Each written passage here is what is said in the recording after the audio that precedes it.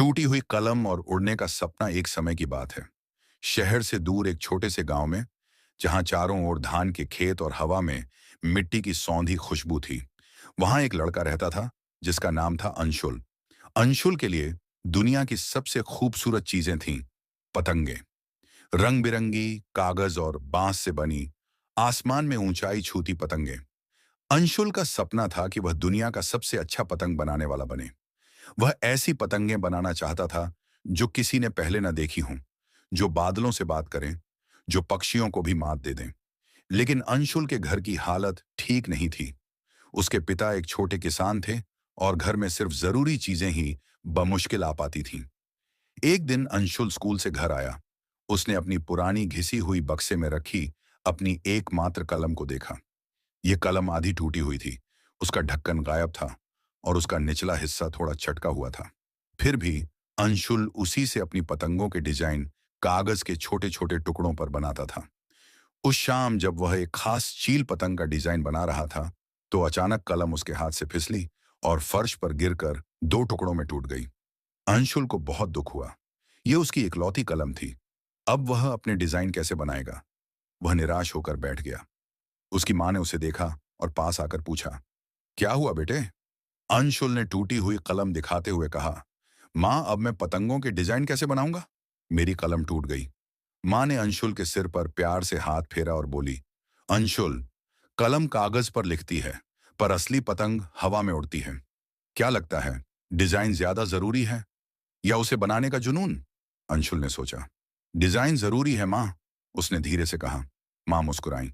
उन्होंने पास पड़े एक जले हुए कोयले का टुकड़ा उठाया और उसे अंशुल के हाथ में दिया। कोयला काला है बेटा, और यह कागज को गंदा करेगा, पर क्या यह तुम्हारी पतंग के पंखों की तरह उड़ने का सपना लिख सकता है? अंशुल ने कोयले को ध्यान से देखा।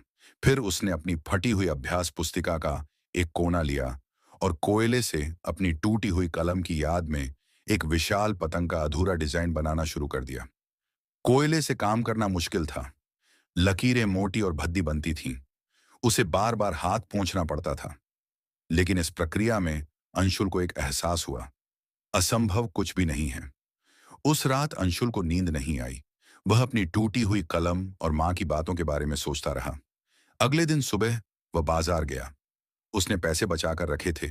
उनसे उसने बांस की पतली खपच्चियां खरीदी और पुराने अखबारों और रंगीन कागजों के कतरनों से अपनी चील पतंग बनाना शुरू कर दिया। बिना किसी डिजाइन के, सिर्फ अपनी कल्पना, अपनी आंखों में बसे सपने और अपने हाथों की मेहनत से उसने पतंग बनाई। यह वैसी सुंदर नहीं थी जैसी वह डिजाइन से बनाता, पर यह मजबूत थी। अगले रविवार को गांव के मैदान में पतंगबाजी का मुकाबला था। सारे बच्चे अपनी बेहतरीन पतंगे लेकर आए थे। अंशुल भी अपनी कोयले वाली पतंग लेकर पहुंचा। लोगों ने उसे देखकर हंसा, पुरानी अखबारों और कतरनों से बनी अजीब सी पतंग। लेकिन जब अंशुल ने पतंग उड़ाई तो सब चुप हो गए। उसकी पतंग, वह अधूरा सपना, तेजी से आसमान की ओर बढ़ी। वह इतनी ऊंची गई कि बाकी सारी पतंगें उसके नीचे एक छोटे से बिंदु जैसी लगने लगीं। उसकी पतंग का नाम था भरोसा। मुकाबला अंशुल ने जीता। सीख, मॉरल ऑफ द स्टोरी। यह कहानी हमें सिखाती है कि हमारे साधन, रिसोर्सेज कितने भी कम क्यों ना हों, हमारा जुनून, पैशन और रचनात्मकता, क्रिएटिविटी, उनसे कहीं ज्यादा मायने रखती है।